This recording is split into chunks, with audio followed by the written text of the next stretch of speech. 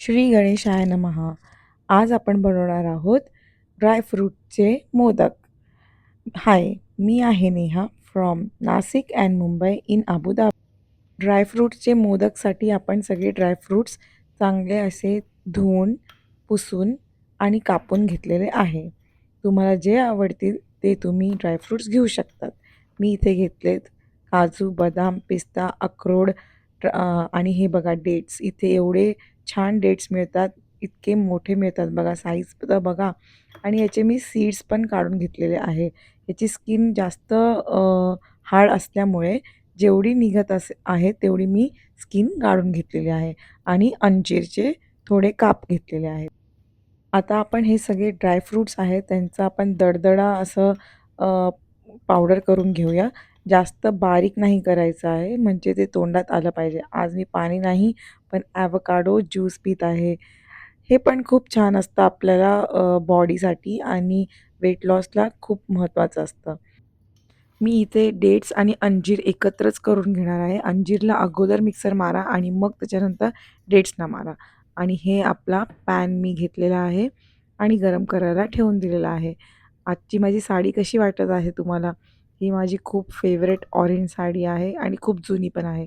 आता हे आपण सगळ्यात शेवटी टाकून घेऊया. हे बघा मी असे छान त्यांना दळदळ मिक्सरमधनं फिरून घेतलेलं आहे. ह्याचे आपण 2 ते 3 पल्स असे फिरून घ्यायचे. पल्समध्येच करा तुम्ही म्हणजे ते छान असं दाताखाली पण येतं.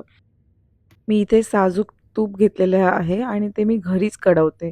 आता ह्यात मी घालून घेतलेलं आहे काजूची पावडर आणि जसं तूप गरम झालं तसं तुम्ही एक-एक ड्रायफ्रूट टाकायला सुरुवात करा. हा सगळा सुक्का मेवा जेव्हा एकत्र येतो ना, तेव्हा किती छान असा सुवास येतो. एकदम टेम्प्टिंग असतं आणि हा ॲरोमा जो आहे तो पूर्ण माझ्या घरभर झालेला होता आणि सर्व घरातले पण वाटच बघत होते, की कधी आम्हाला खायला मिळतंय. तर चला आता हे छान असं आपण परतून घेऊया आणि याचा कलर जोपर्यंत चेंज होत नाही आणि असं खुसखुशीत वाटत नाही आपल्याला तोपर्यंत आपण छान भाजून घेऊया. ह्याला 2 ते 3 मिनिटं लागतील. जसं आपण ड्रायफ्रुट्स धुवून घेतलेले आहे, त्याच्यामुळे हे थोडेसे असे ओलसर झाल्यामुळे ह्याला थोडा जास्त वेळ लागेल. आणि मी नेहमीच ड्रायफ्रुट्स धुवून घेते. कारण की हे कसे पॅकिंग केलेले असतात, किती लोकांचे हात लागलेले असतात, आपल्याला याचं काही कल्पना नसते. आहाहा! काय मस्त सुगंध येतोय याचा मी काय सांगू तुम्हाला. आणि आता जोपर्यंत मी हे भाजून घेत आहे, तोपर्यंत तुम्ही पटापट सबस्क्राईब करून घ्या चॅनलला. सबस्क्राईब नसेल केलं तर आणि लाईक आणि शेअर पण करा. आपल्या जवळच्या मित्रमंडळींना ह्या चॅनल बाबतीत नक्की सांगा. आणि कमेंटमध्ये तर नक्की, नक्की मला सांगा, आपले हे सगळे रेसिपीज कशा वाटत आहे तुम्हाला आणि आपले जॉर्जियाचे पण व्लॉग्स बघता आहेत की नाही तुम्ही? चला आता मी तुम्हाला दाखवते, हे कसं खुसखुशीत दिसतंय बघा. किती एक-एक दाणा असा वेगवेगळा झालेला आहे आणि छान भाजून झालेला आहे. हे मी आता एका बोलमध्ये काढून घेतलेलं आहे. अजिबात वेस्ट करायचं नाही आहे. आता परत आपण थोडंसं साजूक तूप टाकून घेऊया आणि ह्यात मी आता जरा परतून घेते आहे डेट्स आणि अंजीर. हे जरासं घट्ट झाल्यामुळे काय आहे, की ते भाजायला जरा डिफिकल्ट होतं इतर ड्रायफ्रुट्सबरोबर. त्याच्यामुळे मी हे सेपरेट असं भाजून घेत आहे. मी तुम्हाला सांगते ही खूपच म्हणजे खूपच हेल्दी रेसिपी आहे आणि तुम्ही हे कधीही करू शकतात. असं काही नाही की मोदकच केले पाहिजे. ह्याचा तुम्ही कसंही शेप देऊ शकतात आणि कधीही हे खाऊ शकतात. आता ह्याच पॅनमध्ये हे बघा, आता हे सगळं आपलं सुकामेवा काढून झालेला आहे आणि मी आता ह्याच्यात खवा टाकत आहे. खवा इज ऑप्शनल, पण खव्याने काय होतं ना, की एक मिठाईचं जे टेक्स्चर असतं ते छान येतं. माझ्याकडे आता खवा होता 100 ग्राम, तो मी आता ह्याच्यात घालून घेत आहे आणि हे बघा आता हे चांगलं परतून घ्यायचं. एकदम मंद आचेवरती करा, नाहीतर पूर्ण खवा हा चिटकून जाणार आणि पटापट जळून जाणार. त्या कारणामुळे हे छान असं मंद आचेवरतीच आपल्याला परतून घ्यायचं आहे. आता हे बघा कसं पेढा कसा असतो, तसं ह्याला टेक्स्चर यायला लागलेलं आहे आणि हे पॅन सोडायला लागलं आहे बघा. किती छान असा कलर पण आलेला आहे त्याला. तर तुम्ही असं ह्या टेक्स्चरपर्यंत त्याला चांगलं परतून घ्या. तुम्ही उकडीचे मोदक, तळणीचे मोदक आणि आपले चॉकलेट, केशरचे मोदक बघितले की नाही?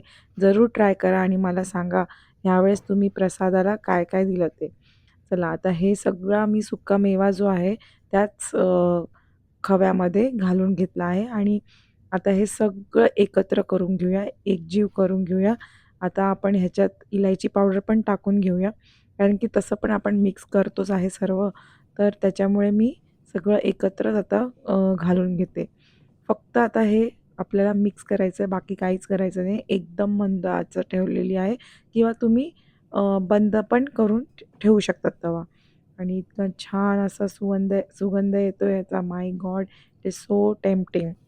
आणि हे ड्रायफ्रूटचे मोदक पण खूप फटाफट बनून जातात. ह्याला अजिबात टाईम लागणार नाही.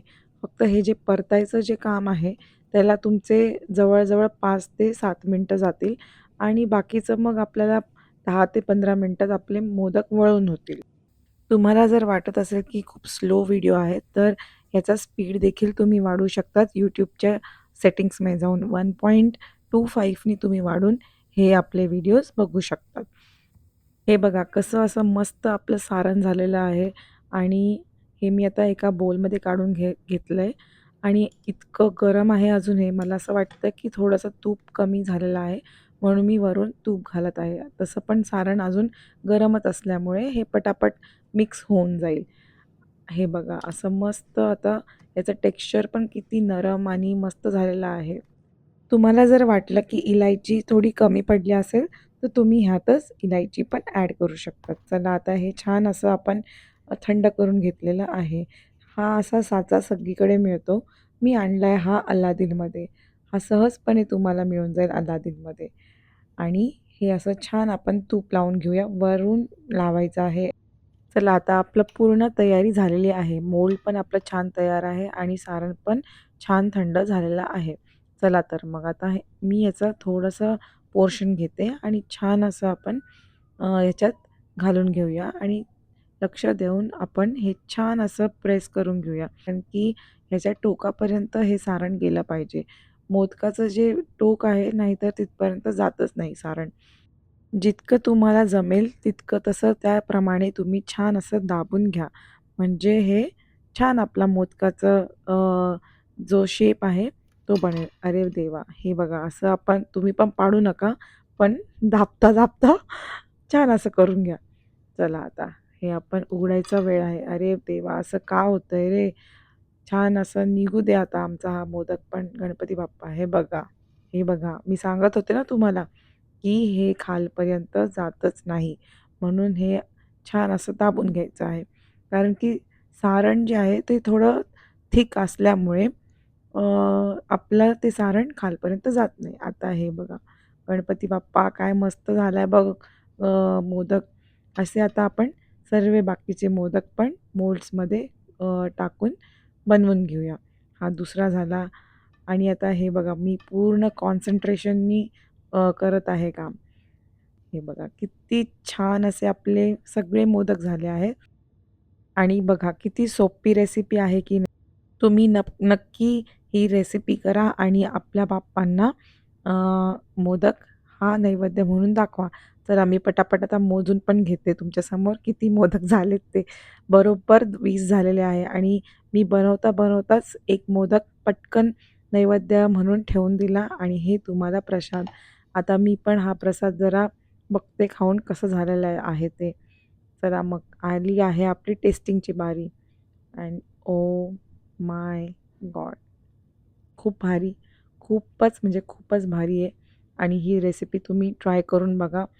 अजिबात गोड असं नाही आहे, म्हणजे कमीच गोड आहे आणि डेट्सचा जो येतो ना टेस्ट, ते तुम्हाला नक्की आवडेल आणि नक्की तुम्ही करून बघा. चला मग मी भेटते तुम्हाला नेक्स्ट रेसिपीमध्ये. तोपर्यंत बाप्पाच्या आगमनाची तयारी करा.